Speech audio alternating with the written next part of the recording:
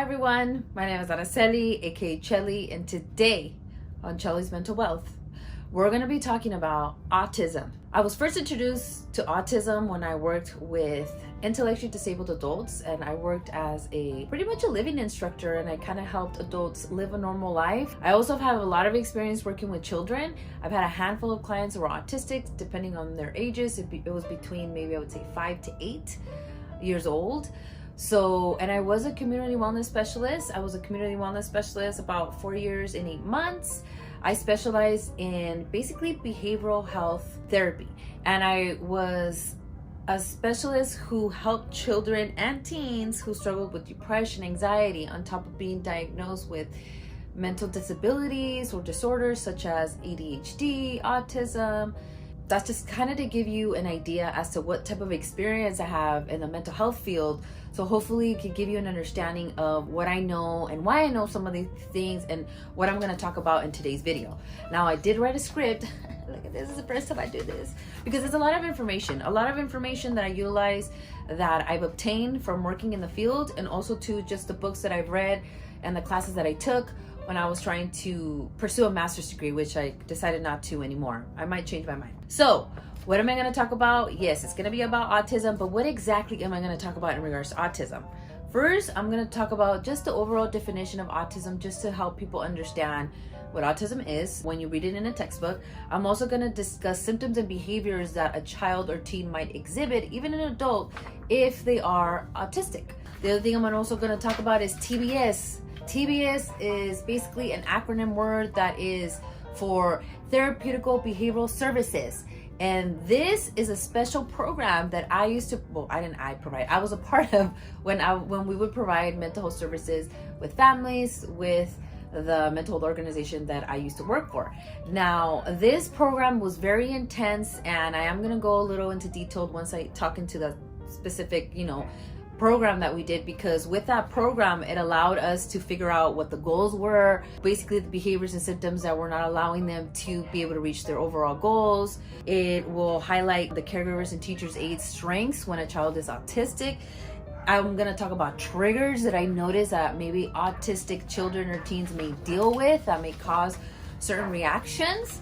I'm going to talk about interventions. Interventions is the cheese, is the cake. This is what's going to help reduce the triggers, and the triggers are basically responses that an autistic person might respond that's not making them be successful in life. And I'll get into the triggers and you'll understand what I mean by, because when you know your own triggers, because anyone has triggers, okay? When you know your own triggers, that's when you're going to be able to work on them and figure out how to reduce the triggers and figure out how to not have the trigger anymore, let it have power. That's the main thing. And the last thing, well, actually still a few things, barriers. There's a lot of barriers that you might encounter when you are autistic or you're dealing with any type of mental disorder or mental illness, or as I like to call it, mental barriers in general, and highlights and successes that you might obtain or you might see and observe once you start to implement all these things and stuff that you've learned. And these are things that I've noticed when I used to work with my clients, that we used to see successes and highlights. So I put in all the successes and highlights that I was able to observe when we used to provide these services to our clients, okay? And the last thing that I'm going to talk about is basically the adult experience that I had when I provided services to adults that were autistic, because I think it's important that I share that information to anyone as an adult or any family member that might have an autistic child that's going to become adult, to be aware of just what might happen or the things that you could be prepared for when the person is an adult.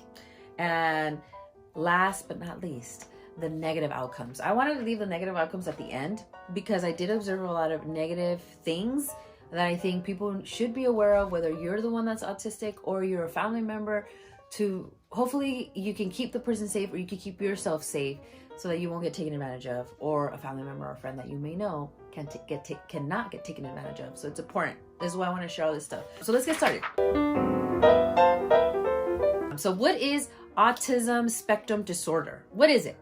So in the Abnormal Psychology book, 6th edition, it explains that it involves impairment in 2 fundamental behavioral domains, which is deficits in social interactions, communications, and restricted repetitive patterns of behavior, interests, and activities. Now I'm going to talk about just certain symptoms and behaviors that are just more specific to the autism diagnosis. A lot of symptoms and behaviors can definitely vary depending on the child, depending on the severity of the spectrum, because there is high and low spectrum. And usually when it's really low spectrum, it means that the diagnosis is really intense and they need a lot of help and assistance. And when they're high functioning, that means that it's not as difficult for them to do those routines that you have to do every day. They just need a little bit more help, a little bit more assistance, and that'll help them get through their regular routines as a child and transferring over as a teen as an adult. Infants with autism spectrum disorder may not smile or respond to caregivers or initiate play with the caregivers. They may not want to cuddle with parents even when they're frightened. Now, this doesn't apply with a lot of kids, okay? Well, I don't want to say a lot of kids. It doesn't apply to every child. Some children who are autistic could be affectionate. So I don't want people to just hyper focus on this, because it is a possibility that your child could be still affectionate even though they are diagnosed with autism. Other early symptoms may include delayed language with development. When they're a bit older, children with autism spectrum disorder may not be interested in playing with other children, preferring a solitary play, which means they just want to play by themselves. The other thing is they also do not seem to react to other people's emotions, because they just don't know how to interpret if you're smiling, if you're sad. They rather not play with children, but rather play with their toys. You know, it's kind of like they want to be independent, they want to be alone. I'm just gonna hang out with my Legos, hang out over here. When they're in school, they just want to be by themselves. They don't want to be around anyone. They don't want them to be around their space. You know, get out of my way. This is my space type of thing. You're gonna start to see stuff like that, which in my opinion, I don't think it's wrong, but to each one. But those are signs, you know what I mean? Those are little signs that you're gonna see. And they are preoccupied with one feature or toy or an object. It's very common. I used to see that when I used to provide services to an adult. They get very, very attached to an item, and they'll have it in their hand or have it in a specific place. And if it's moved and it's not there, it really becomes stressful for them. And it becomes something where they're not gonna feel comfortable and safe until that thing is where it needs to be. Routines and rituals often are extremely important to children with autism spectrum disorder.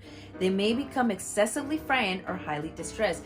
Now, to give an example about that, is one of the things that I used to observe is when routines and certain things used to change, it would be really difficult for them, really hard. And an example that I can give you is kind of moving to another school or moving to another home, or knowing that a person passed away, things like that, like something completely different that they're not used to, because routines is a big deal. You know, I mean, it's a big deal for everyone. When you really think about it, like, we love routines. They just love routines a lot more than the average person. And I personally don't think that's bad, but those are things that you're going to see that's going to be out of the ordinary. Some children have repetitive behaviors using some part of their body, such as increasingly flapping their hands, banging their hands, and head against the wall. And now that could become very dangerous. That's when you do see children or teens have the helmet to make sure that they don't hurt themselves, because they're going to start like hitting themselves, because it's a repetitive behavior. It's a routine. And it's just because they're low spectrum, it's difficult for them to control their repetitive and routine. And imagine if you take that routine away from them, it's going to make them really upset. So that's why it's important for them to wear a helmet when they have an aggressive repetitive routine. See how I kind of put all those three together. And the last thing that it says here is the behavior sometimes is referred to as self-stimulatory behaviors, under the assumption that these children engage in such behaviors for self-stimulation. So basically, like, I know that I've heard a lot of the times when I used to hear language and therapy language, because I'm not a therapist, you guys, I was basically working hand in hand and working in treatment teams with therapists, social workers, teachers, parents, when we were providing services. And a lot of the therapists would use examples like oral asphyxiation. I think I said that right. And so they're constantly like putting things in their mouth, and it's a routine. It makes them feel good, it makes them relax, makes them de-stress. So that's why a lot of the times you can always replace that asphyxiation with something else. And that's when you kind of have to do a lot of trial and error, trying different things when it comes down to interventions and coping skills. And that's what we're going to get into. So now we're going to talk about the therapeutic behavioral services that we used to provide with the organization I used to work for, it was part of a treatment team, and I was basically the specialist, and you're there 3 times a week, about 4 hours at a time. So you're there 3 times a week, and when you're there for about 4 hours with the family, with the child, and it could be in the home or it could be in the school, wherever the child is exhibiting struggles or behaviors and needs help and assistance. That's where my 4 hours are going to be distributed. Oh, I'm sorry. Let me rephrase that. It's not 4 hours, you guys. It was actually 3 hours. So 3 hours I was there. 3, okay? And the main thing was to basically really observe and try to figure out what is it that's triggering the child, and what are the things that maybe the family or the child is not seeing, where the outside person can maybe see and catch and maybe help them resolve and fix and provide them tools so that they can fix whatever they're struggling with. And I wasn't only providing services, but the therapist was also talking to him once a week. And then we were also having monthly meetings up until the 90-day. And every time we would have a meeting, we would have a TBS sheet where we would describe the goals, the strengths, the things that they needed to work on, interventions and scoping skills, the barriers, highlights and successes, and just the overall progress that the child was making with the family members. So that's kind of like the process that I'm going to use. Like if I'm providing a TBS meeting and I'm going to be reading everything as a whole with everything that I've learned and all the clients that I have and the things that I realize that are strengths, certain things that they can work on, and just triggers and interventions and all that stuff. So hopefully I'm making sense, because I feel like I'm not. So reduction to goals. One of the things that we used to talk about during TBS is what are the goals? And usually we focused on physical aggression, verbal aggression, and we would focus on defiant behaviors, which means just struggling with the following directions. Okay. And one of the common things that you would hear a lot when someone would be autistic and they would struggle with, it would be kind of like throwing things, spitting, pushing, just being very physically aggressive. And this could vary depending on the child, depending on the age, and also it depends on what the child is being modeled. You know, sometimes it's not really the child's fault, and it's sometimes what they see, how they're being disciplined, because we don't know if some of these children are being physically abused. You know, we're hoping that families are being honest, you know, and being honest about the type of interventions and strategies that you're using to help the child succeed or reduce certain behaviors. But we also have to be realistic that sometimes there's going to be certain behaviors that they're going to observe and they're going to mimic. And let's figure out where that's coming from so we can reduce it and take accountability and, you know, help fix the situation, you know. Now, going back to the verbal aggression, that's the same thing. It could... Maybe the family member is being too aggressive.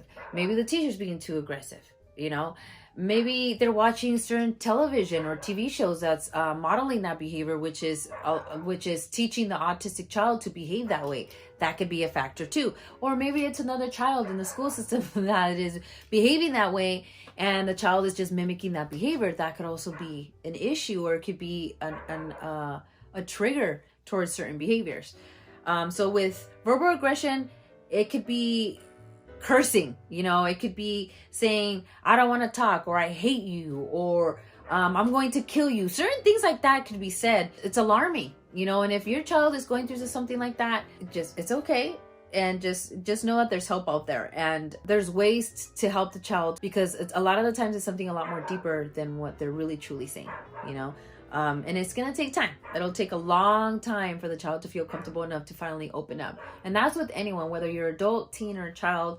It takes time. It takes time for you to trust a professional. It takes time for you to feel comfortable to finally open up about certain things. It just takes time. Now, lastly, defiant behavior is something that we focused on TBS services. Defiant behavior could look as not wanting to follow directions at school, not following directions, or not wanting to listen to your mom or your dad or your caregiver, your foster family, foster siblings, or just anyone in general. You just don't want to follow directions. You could care less for any rules. You follow your own stuff. Sometimes that could be a good thing, but other times, obviously, you know, in a school setting, it doesn't really work well. You kind of have to follow some rules for you to be successful.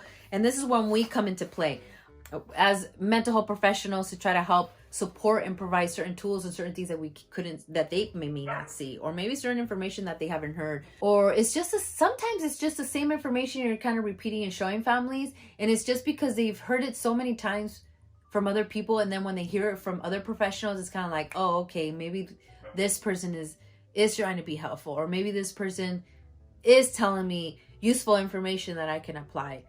Because a lot of the times that used to happen, a lot of the times we used to provide certain things, we would repeat certain things that other professionals would repeat, and then they would listen to us. And like I said, a lot of the times it's not really because they didn't want to believe them. Oh, it is. I mean, it's just different factors, but just don't be so hard on yourself. The thing is repeating, explaining in different ways as a professional and as a parent, and hopefully it clicks, you know. Sometimes people are just not ready, and sometimes that's a big factor. And now, one of the strengths that I used to notice when I used to provide services or when I used to work with kids and adults is, even though they says that sometimes when you're autistic, you may not be affectionate or you just don't understand certain emotions, some kids that I work with were actually really affectionate, really affectionate. So there still could be affectionate and very caring when they're autistic. They're very curious, they're extremely smart and organized, very athletic. They're very strong, willing to learn. You know, when you're super supportive and you're there, they're absolutely willing to learn. Of course, when they're low functioning, it's a lot harder because the cognitive ability is a lot more lower.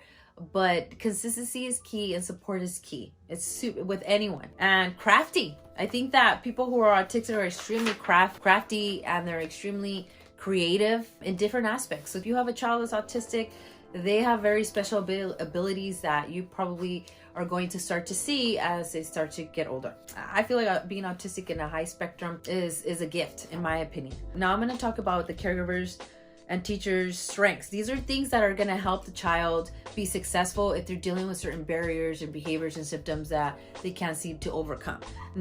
Being affectionate and loving is something that's extremely important. As a parent, as a teacher, as an aide, as a caregiver, as anyone who's there for the child, being affectionate and loving is super, super essential. Okay. Open to suggestions. That's huge. Open to constructive criticism.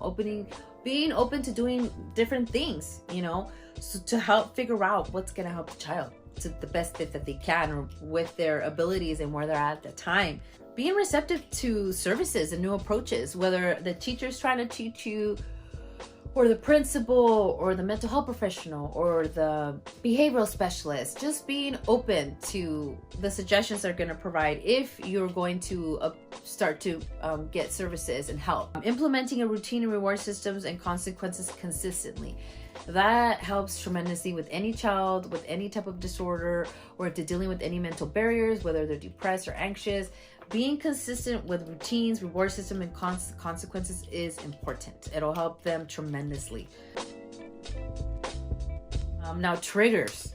I wanted to talk about triggers because triggers are basically things that'll make them feel more uncomfortable, and it's being aware of the triggers will help the child and teen and the family member be more aware, self-aware, and also more helpful when they get triggered, so they can reduce the trigger and it won't be a trigger anymore, and at least it can find solutions for the triggers so it doesn't escalate and it becomes something where they might be in danger to themselves or others. A trigger that I've noticed when someone is autistic could be when you redirect them with a loud tone of voice. Loud noises is something that could be a trigger for someone who's autistic.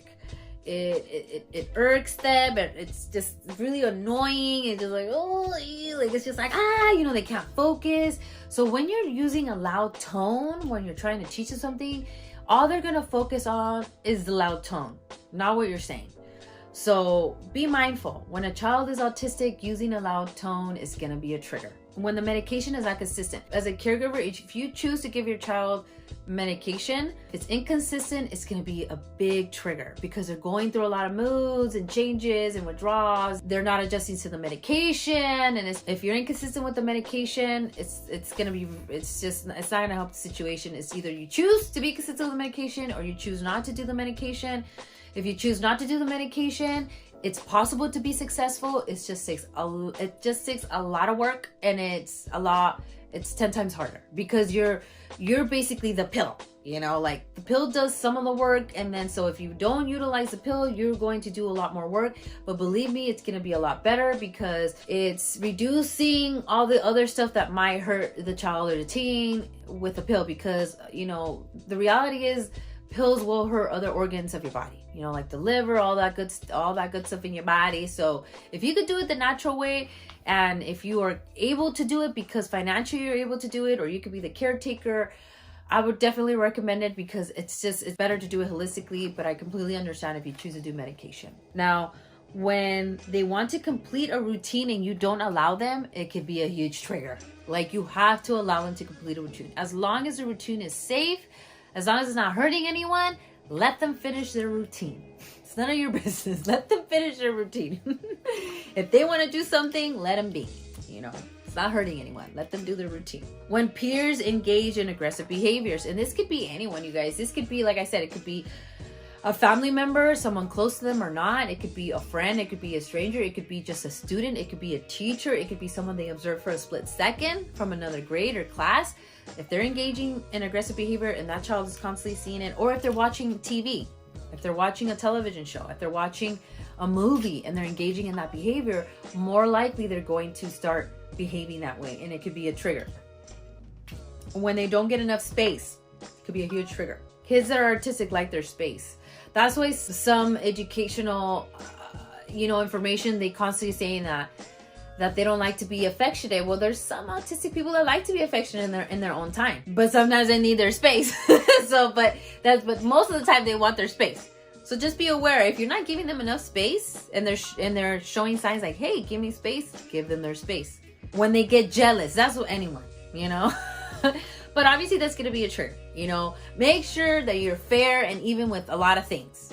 And just be mindful, like if they're being upset about something, just as a parent and a caregiver, you have to think to yourself like, oh wait, I think they're jealous because as a child, they're probably not going to be able to communicate to you like, I'm jealous because of this, or I'm feeling a little jelly here. You as a parent or a caregiver could practice on that in a sense of like just being self-aware and thinking, oh wait, it's because of this, they're probably jealous. Let me check in on them.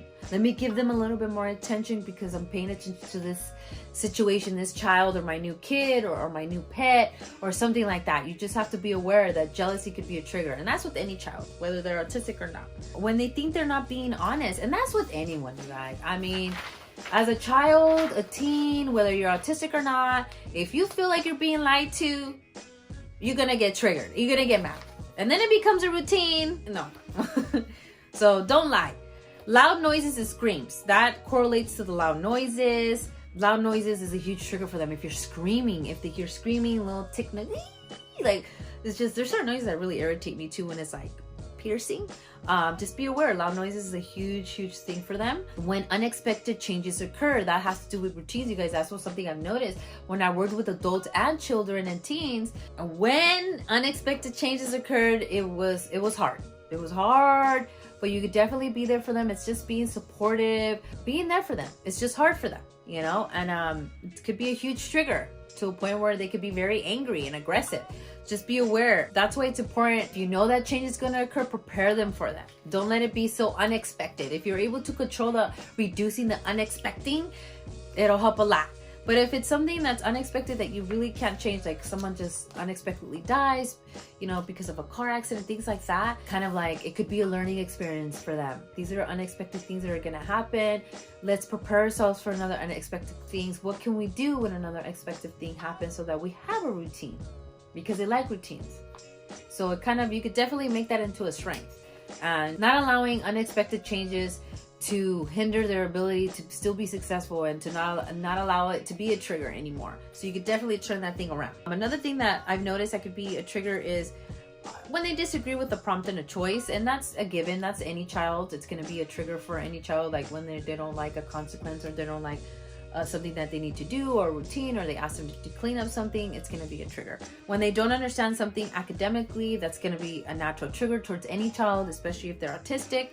When a consequence gets implemented, that's another trigger. If it's a new consequence that's not part of the routine, they're going to be a lot more aggressive. They're going to be a lot more upset.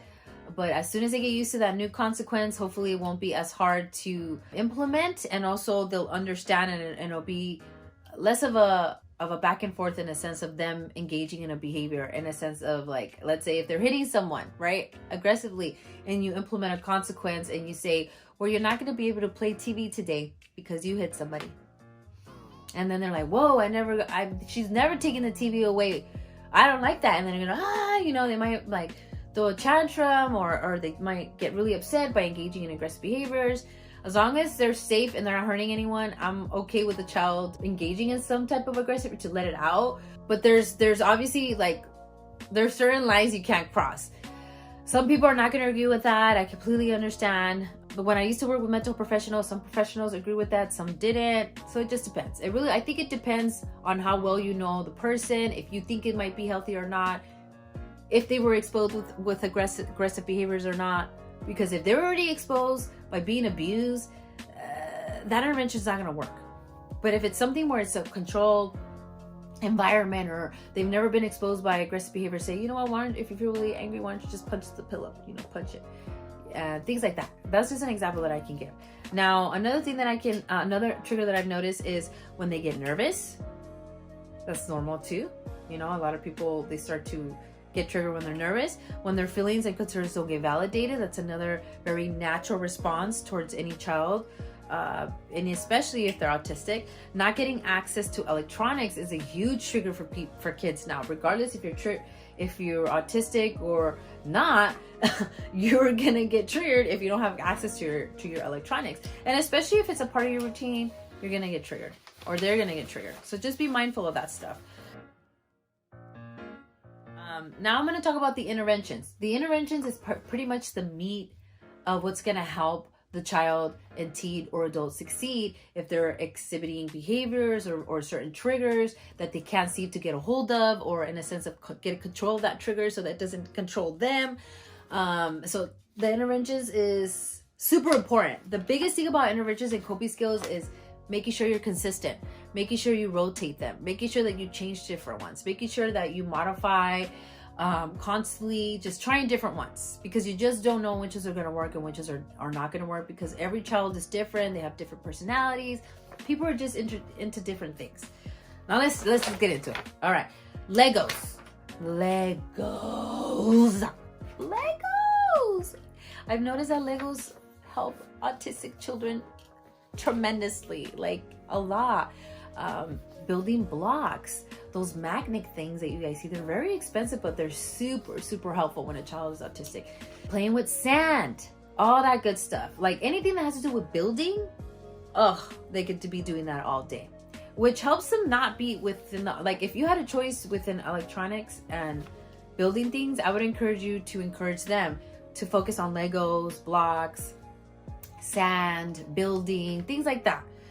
Cooking is another thing, because a lot of the times autistic children might be a little tactile, like they like to touch things, and cooking is a big way of kind of showing their strengths and teaching them things and fun and being messy and all that good stuff. Another example that I could give you is, like I said, tactile means like touching, like sand, water, building with blocks. I used to make sensory stations and boxes. You could definitely do that. You could definitely make a sensory area for your child where it's like, this is your space.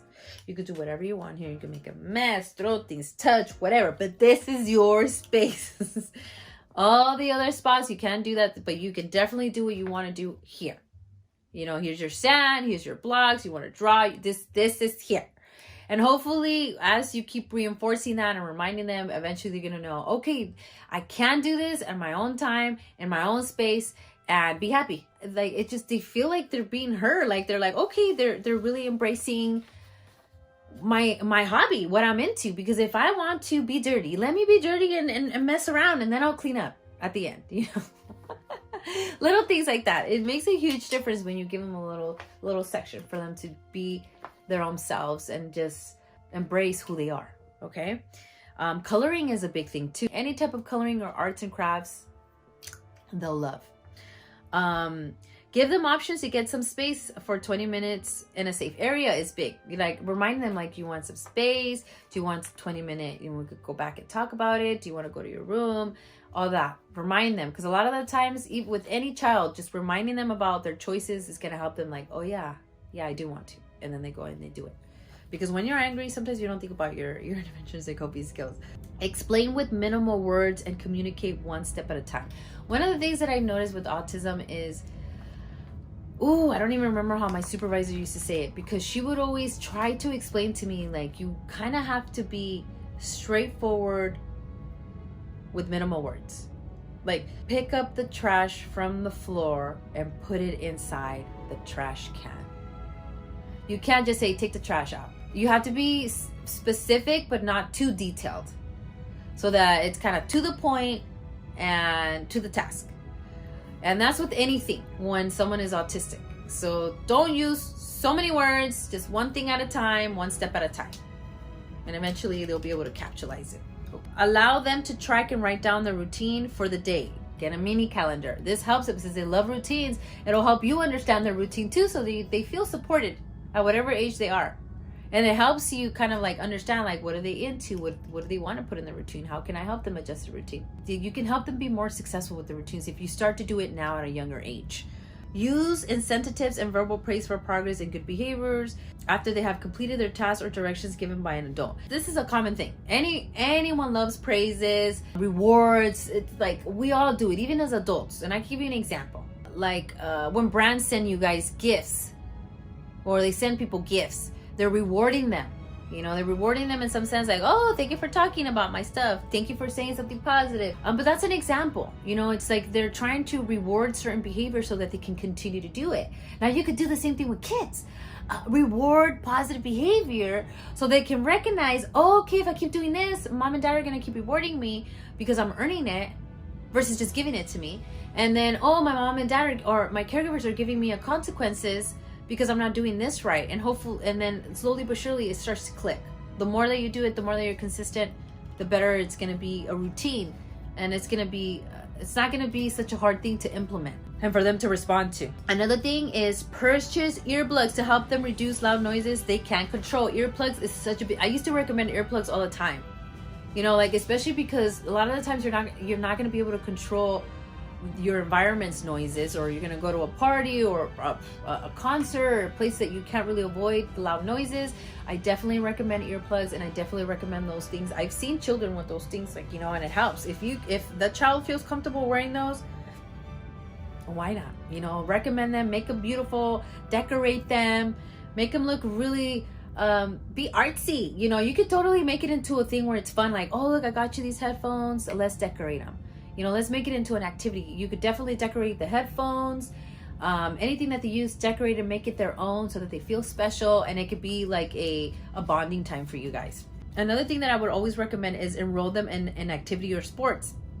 I know that some recreational activities don't provide the correct support, so just be careful where you go and where you decide to put your child in, because of course there is people out there that will want to take advantage of children that are disabled or have any mental disorders. So although I do recommend recreational activities, make sure that wherever you take them, they have the correct support and they're safe there. Okay, I wouldn't even recommend a parent to leave them there. I would say stay. I mean, I would stay with my son when he would go to certain practices. Unfortunately, I live in a town where there's a lot of pedophiles, and I just rather be safe, and I just rather just be there and make sure that my son's safe. And you could definitely do the same thing with your child who's autistic, because you just never know. Tutoring to improve language barriers. Tutoring is going to help tremendously with anything that they're struggling with. If you have access to tutoring and the school's providing it, or it's free, if it's offered, I would wholeheartedly recommend for you to accept it for your child, because any help is better than no help. Because sometimes there's language barriers within the home, because maybe the parent only knows Spanish.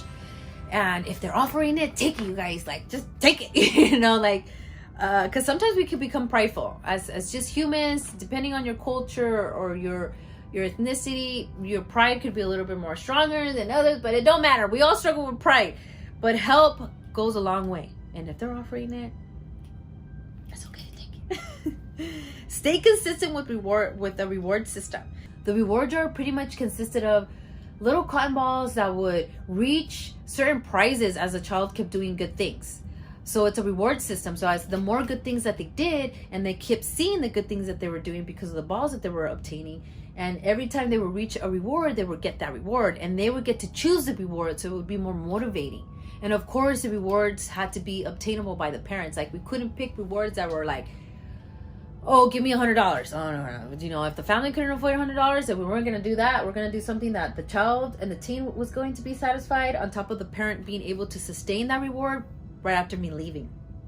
Because we wanted to make sure that the parents and caregivers were able to provide certain rewards and certain incentives that they were able to afford and provide once we were gone, because that's just not fair for us to set them up in a place where, oh dang, like, you know, this person was giving this and that and I can't afford that, and it's not right. So just making sure that you guys collaborate together as caregivers and with the child to make sure that you guys both meet in the middle. The main thing is the child really has to want this thing, and then at the same time you guys have to be honest with them, like, well, you know what, we can't really get that, maybe we can do this, and then kind of negotiate and figure out and meet in the middle. The other thing that I used to always recommend is encouraging to use their words when they want to talk, or when they want to walk out of the classroom, or they begin to shut down.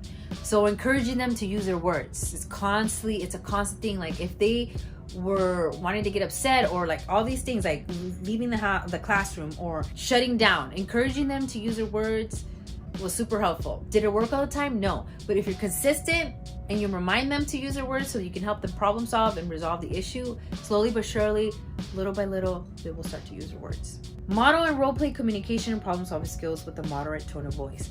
Moderate tone of voice. It's a key thing with the tone of voice. You can role play, model, show the child many different things, but if you're yelling and you're using too many words, you're gonna lose them. Remind and model substitute words for their foul language.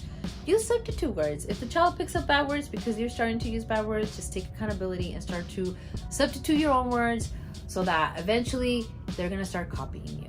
They're gonna model what they see and what they hear. As parents, caregivers, we have to take responsibility when we're modeling certain behaviors, and realizing like, oh, you know, like I say this and now I see my child is saying it. You can't expect them to stop, because when you're autistic, it's very repetitive behaviors. If you're doing something repetitive, they're gonna pick it up, they're gonna say it, including violent behavior, including physical aggression. If a parent chooses to hit their child, eventually the autistic child is gonna hit back, especially when they're low spectrum, because you're modeling that and that's all they're being shown. So it's like, oh, hit, okay, maybe I need to hit myself. Is that gonna make me stop? I don't know. You know, those are just little things to kind of think about, to not engage in the physical aggression with any child, in my opinion. Remind them if they need a 5 to 10 minute break, or to debrief when they get really upset or frustrated. Just reminding them about their options can help a long way, because sometimes, like, even as adults, you know, we'll get really frustrated, we forget about our coping skills. So having a reminder and being there as a support system is going to help them, so that it becomes a routine and they can remind themselves when they're not in that situation. Remind them of their coping skills, you know, to help them regain composure, to take a walk, or maybe they want some space, or maybe they want to talk about it. It's all about reminding and supporting, especially during their early stages of their life, when they're a child and a teen and an adolescent. Model by asking them to do things instead of demanding. It's a big thing. Modeling. If you model to clean the kitchen, if you model to do this, you model to do that, and then you see other kids are modeling the same thing, eventually other kids will follow. Yes, there's going to be some kids that are defiant, whether they're autistic or not, and they're not going to want to, and that's where you implement consequences, fair consequences, and that's how you're able to kind of shift their behavior.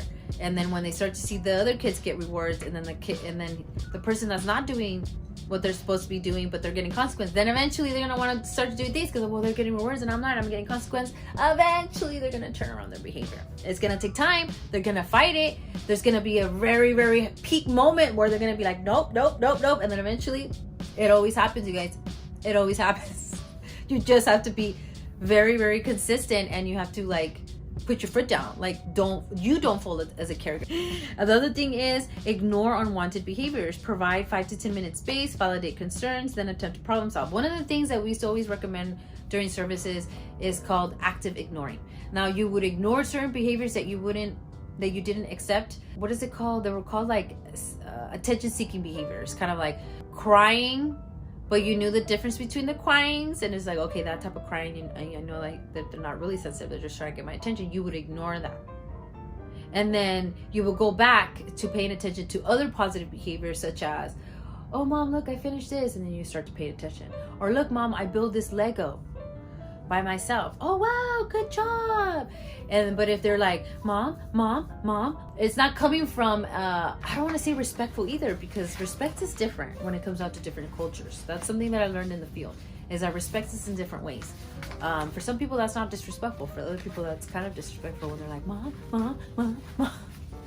But pay attention to the positive behaviors and ignore the unwanted behaviors, and you're slowly going to start to see the positive behaviors happen more and the negative behaviors decrease. It's all about consistency and making sure that you're consistent, because when you're not consistent, it's just not gonna grasp. The other thing that I used to say is model how to decrease the verbal tone when they express their concerns. So by you talking in a very low tone and expressing your concerns, they're going to be able to communicate back to you when they're concerned. So just make sure you continuously model. You're the example that they're going to pick up on. Praise their good behaviors consistently, not saying good job. I always do that, you guys. Till this day, I still do that. Even what I do now currently, and I'm just a greeter, and I'm constantly saying thank you, good job, man, or I'm just praising, or I'm saying thank you for this, or thank you for picking that up, or thank you for showing me, because there's a lot of things that I'm asking for when members come in our organization, and I'm constantly praising them. I'm constantly saying thank you, I appreciate it, because it's tough that I'm asking them to certain things, and I appreciated that, so that hopefully when they come next time, they're going to be more inclined to redo the routine that we're doing every time they come in, and I agree. if you catch my drift. The other thing is implement a timeout for 20 minutes when they increase their behaviors repeatedly that are not safe. You have to implement a timeout.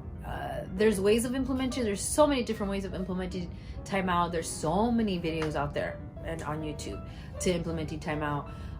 I would just recommend that if a child gets really aggressive, making sure that you put them in a room where there's no unsafe object, where there's no objects that are unsafe for them. Remind them of the rules to make sure that they're being safe, to debrief when they're really upset. It's a trial and error thing. You're going to start to figure out what works when they need their space, okay? But just reminding them about that is huge too. It's going to help them a lot. And the last thing that I put here is implement consequences consistently, like a timeout, like no electronics, limit visit with friends, depending on whatever the child is into. Implement the consequences consistently. You have to do it where it hurts, because we're not physically hurting the child, right? So we have to give them a consequence that at that moment in time, it's actually going to be like, they're going to feel like, oh, this does suck. This sucks. I can't play with my Legos and I'm bored. I almost forgot music. Music is another thing that I noticed that autistic people like a lot. Music. I didn't want to forget about that. Like, music is another thing that you could definitely go into when it comes out to interventions in coping skills. Maybe do an instrument, listening to music, learning about music production. I feel like autistic people would do great with music production, because it's so independent and it's very intricate and very repetitive, that I feel like autistic people will do fucking amazing in music if they really, really put all their effort in it and passionate and they're consistent, like in the high spectrum. Because I'm telling you, you guys, when I used to be around people that were autistic in a high functioning level, it was like, wow, like you're really smart, like in different ways. Like, I can't do that, like their memory was impeccable in certain areas. It was amazing. Okay. Oh, I wrote down right here. Rotate. It's important that you rotate all these interventions and coping skills. It is extremely important. Don't stick with one. If one doesn't work, rotate it. Sometimes one is going to work depending on the age, depending on how they're feeling, what they're going through, the situation that triggered them. It depends. So just rotate. It's not a one size fits all. You have to keep changing and modifying within the child's personality, how they are, what they're into. It just depends on the child and the personality, okay? Because you have to think about it. A lot of the times, the children that I worked with were boys. So I don't even have that many information in regards to like girls, like autistic girls. And one thing that I will say is that I do keep hearing a lot that it's really hard to detect in girls when they're autistic. So just be mindful of that. I've always felt like I was like in the high spectrum autism. I know I'm like diagnosing myself, but I requested to get tested the last time I spoke to my therapist, but it never happened. I was like, hey, I've always had this feeling that I was autistic, but I don't know, and I want to just rule it out so I can just leave it like out of my head, because if I'm not, like, I just want to like stop thinking that, you know, like, but if I am, it's gonna help me understand certain routines, but it never happened. I think I will pursue it eventually once everything settles down with my new position, our new work position with my health insurance and stuff. Now, going back to the barriers, okay, we're gonna talk about barriers. There's a certain things that we used to talk about when we would create our meetings. I would talk about barriers that we needed to overcome. And these are just small little barriers that I've noticed that some children may struggle with if they're autistic. And number one is peers and adults engaging in aggressive behaviors. That's very common. If they see peers and adults engage in aggressive behaviors, they're going to pick up on that routine and they're going to do it. And it's really difficult to undo it if they continuously see it, especially if you're seeing movies, television shows, YouTube videos that have a very violent behavior. They're just more prone to copying it. They just are. So just be mindful of that. The person shutting down and refusing to communicate could be a huge barrier when they're autistic, because it's, you know, it's hard for them with the whole emotional stuff and being able to detect sadness or not being able to understand certain feelings and emotions. So that's why it could be a very difficult barrier, because they'll shut down and they're not going to want to communicate. Another thing is inconsistent with the interventions and coping skills, and the medication could be a huge barrier. If you're inconsistent with anything, it's going to become a barrier, a huge barrier. Lack of communication or inconsistent communication between the family, mental health services, the school, and just anyone that is involved with the child. Inconsistent communication is a huge barrier that I've noticed. So just make sure that you are on the same page with the teachers, with the mental health providers, with any treatment team, IAPs, all that stuff. Make sure you guys are on the same page and you're communicating consistently. Ask for language support. Ask for an interpreter. Because if you only speak Spanish, or you speak Chinese or Mandarin or any other language that's not English, they are legally have to provide an interpreter. Whether it's a school, mental health provider, anyone, any company, they legally have to provide an interpreter. Is it hard? Yes, but you need an interpreter.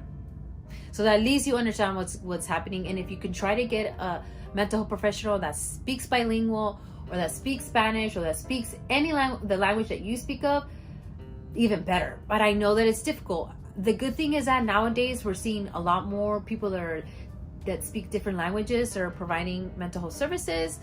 So hopefully it's not as hard anymore. And hopefully with this video and the links that I'm going to leave, it'll point you to the right directions at the type of services that you can get to help your child be successful. Because there's a lot of resources out there, you guys. There's regional center. Regional center is services that could be provided as an infant all the way to as an adult, and then they can live independently eventually when they become adults. There's just a lot of services out there, and that they can help you and the child be successful, and for it not to be such a hard journey, you know, and get support throughout all the stages that they go through. Okay, now the highlights and successes. One of the highlights that I've noticed is they respond positively towards rewards and praises. They just do. Any human does. I mean, who doesn't? They increase their communication between family members and the primary mother, learning how to discuss concerns and ask questions. So you start to see that they're more verbal, that they're more vocal. And you're like, wow, it's working, because it's consistent. And that's why TBS services work so well, because we're there 3 times out of the week, 3 hours and a half at a time.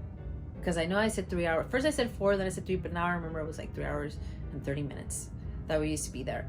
And it was a constant routine. And it was a constant thing. I would go there and we would do these interventions and coping skills 3 times out of the week. So the parent can see, because I would model. I'll be like, okay, I'm going to model and I'm going to teach and show, and I'm going to see what's going to work and what doesn't. And hopefully the parent eventually is going to pick it up. And then by the end of the last month is when the parent starts to kind of take over my role. And they're kind of like, okay, now I'm going to start doing what she's doing. Now she's going to step away and she's just going to observe now.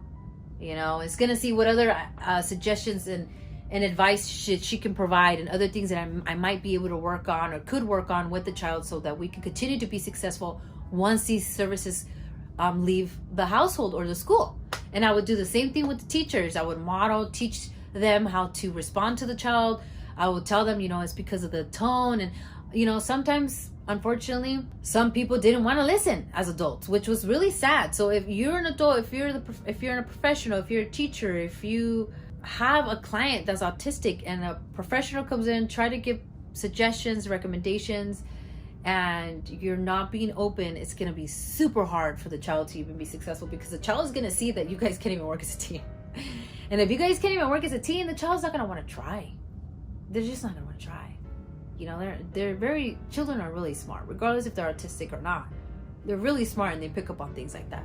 So if everybody becomes a team player and they all listen to each other's constructive criticism and listen to each other's suggestions and trying each other's ideas, it flows a lot better, because you're hearing each other's ideas, you're implementing them, and you get to see which ones work and which ones don't. And you leave it at that.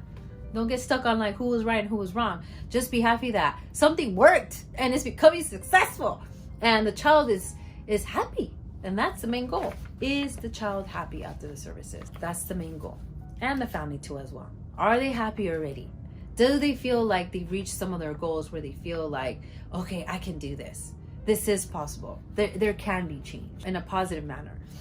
Now I'm going to talk about the adult experience. I was an independent living instructor. It reminds me of the negative outcomes of what someone who's autistic might endure while they're kids, or even a teen, or as they transition as an adult. Because unfortunately, a lot of people who are disabled will encounter abuse, whether it's physical, verbal, or financial abuse. They will abuse the child because they're gaining financial gain. They'll take their money, not utilize the money for things that are necessary for the child's ability to be successful in life. They steal from them as they grow up, and as they get older, they slowly start to pick up on those patterns, depending if they're very high functioning. Because when you're low functioning, it's like you won't even pay attention. You won't even recognize like that the hitting is wrong, because unfortunately some who are low functioning are gonna hit you, and they're gonna get, we don't know if they get hit, or some children get hit, but there is cases out there where they get hit. Because I don't want to say that just because an autistic child chooses to hit is because they're getting hit, but it is a possibility. It could be a tick, it could be that it's not a learned behavior, and it could be learned behavior. We have to be honest about that conversation. But the financial one was a shock to me, because I knew it happened to the elderly community. I just didn't realize that it happened so much to intellectually disabled adults and children, and they were very vocal when I used to work with adults about certain incidents that they would have with their caregivers, and how some caregivers would disown them. Some caregivers choose to not have a relationship with their autistic adult child. It was really sad. That's why when I used to be an instructor, I tried my best to be like a family member. My heart kind of took over that position sometimes, and I made sure that I wasn't just there to instruct. Like, I was there as a friend to some extent. People that are in situations like that can still get taken advantage of, even from far away. They can still be hurt. And that it helps me understand why this person was so attached to certain items, because I don't know what that item meant to that person. If it was a correlation to the abandonment, of their family, because they didn't really visit them. Even as an adult, they didn't get visited. It's just sad. And a lot of intellectual adults deal with that, where their family kind of disown them, and they just allow the county or services to just kind of take care of them. And it's kind of like they have zero communication with their family. And sometimes it's by choice, and sometimes it's not. And by choice, I mean because they've been taken advantage of, and they just choose not to talk to their family.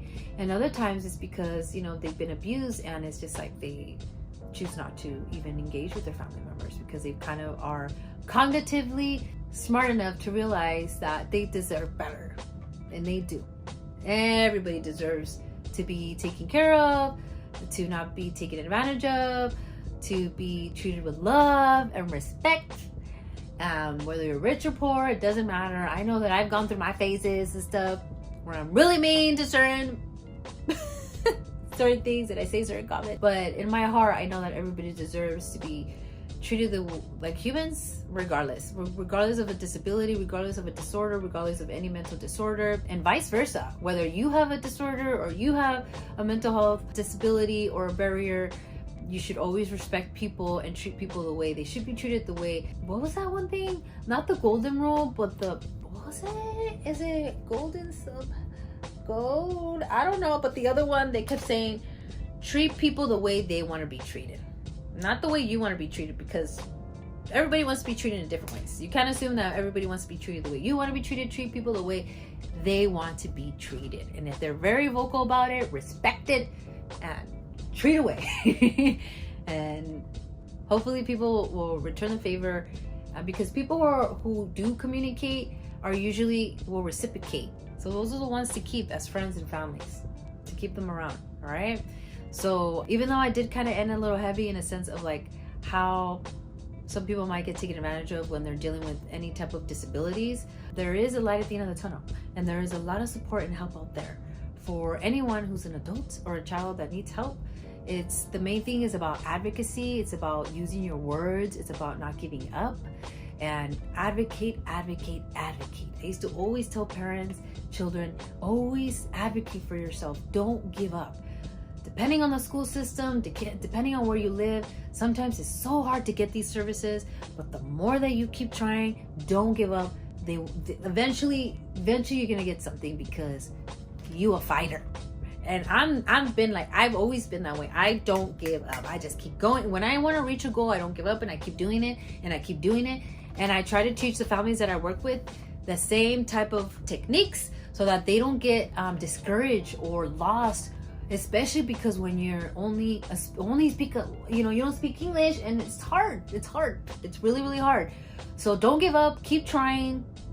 Utilize the things that I recommended. If you have any questions, please comment down below. If you have any suggestions, if you know any services that I missed, that I didn't touch on, if there's something that you want to correct me on, you can wholeheartedly correct me on. I'm okay with constructive criticism. If I said something wrong, please correct me. I tried my best to provide as much information as I can. This video is going to be really, really long, but I hope that it helps anyone. And I am going to make a dedicated video about TBS services, like super dedicated video, because TBS services were provided for children who struggled with aggression, verbal aggression, and defiant behavior, and they didn't have to be autistic. They just struggle with that. And a lot of the times, a lot of our clients were diagnosed with depression and anxiety. So that's why I do want to dedicate a video specifically just to talk about therapeutical services, because this specific program could be provided, it could be modified, it could be changed, it could be provided by any organization. And it's super helpful because of the way that it's set up, because it's super intense, you guys, okay? But anyway, Bobs, I'm gonna let you go. Hopefully everybody has a good,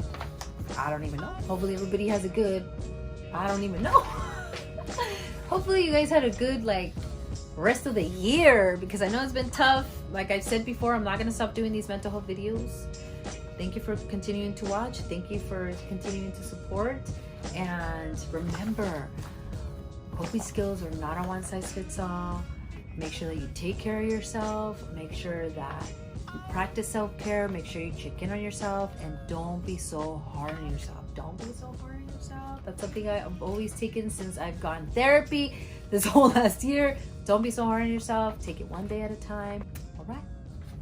Bye, guys. Talk to you later.